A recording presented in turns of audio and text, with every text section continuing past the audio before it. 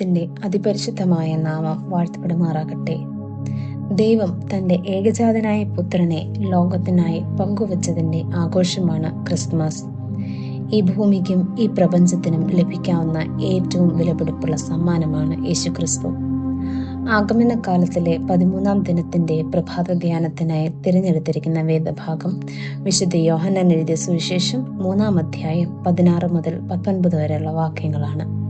കുറിവാക്യമായി 16-ാമത്തെ വാക്യം: തന്റെ ഏകജാതനായ പുത്രനിൽ വിശ്വസിക്കുന്ന ഏവനും നശിച്ചു പോകാതെ നിത്യജീവൻ പ്രാപിക്കേണ്ടതിന് ദൈവം അവനെ നൽകുവാൻ തക്കവണ്ണം ലോകത്തെ സ്നേഹിച്ചു.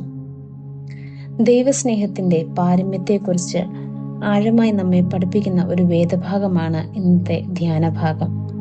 ഇവിടെ 16-17 വാക്യങ്ങളിൽ ദൈവത്തിന് മനുഷ്യരോടുള്ള സ്നേഹം എങ്ങനെയായിരുന്നു എന്ന് പഠിപ്പിക്കുമ്പോൾ 18-19 വാക്യങ്ങളിൽ ലോകത്തെ സ്നേഹിച്ച ദൈവത്തോടുള്ള മനുഷ്യന്റെ പ്രതികരണം എങ്ങനെയാകണമെന്ന് നമ്മെ ഓർമ്മിപ്പിക്കുന്നു. ദൈവസ്നേഹത്തിന്റെ 2 പ്രത്യേകതകൾ ഈ വേദഭാഗത്തിൽ നിന്ന് നമുക്ക് ധ്യാനിക്കാം.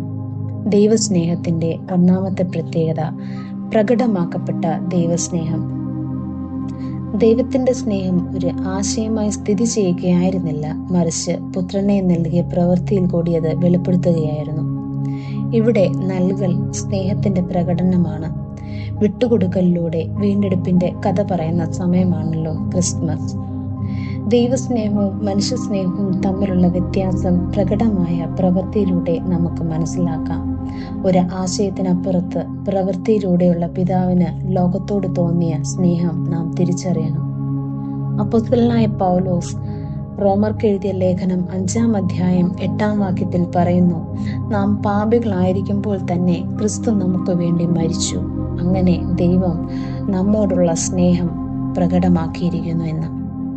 ഓരോ ക്രിസ്മസും നമ്മളിൽ ദൈവസ്നേഹം നിറയണമെന്നും അത് പ്രകടമാക്കണമെന്നും നമ്മോട് ആഹ്വാനം ചെയ്യുന്നു.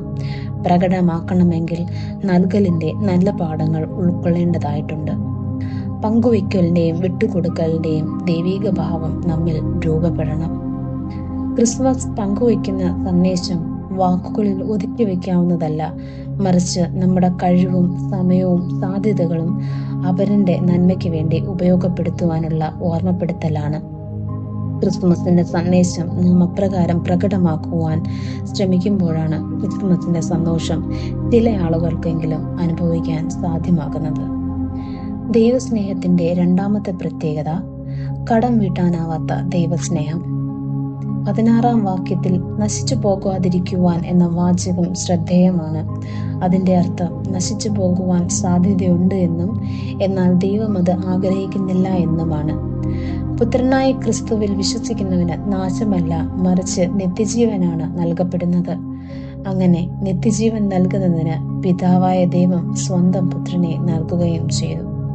ഇവിടെ നാം ഓർക്കേണ്ട കാര്യം പിതാവായ ദൈവത്തിന്റെ സ്നേഹത്തിന് വിലയുണ്ട് എന്നതാണ്. നാം അനുഭവിക്കുന്ന രക്ഷയ്ക്കും വിലയുണ്ട്. അതിന്റെ വില പുത്രന്റെ ജീവനാണ്.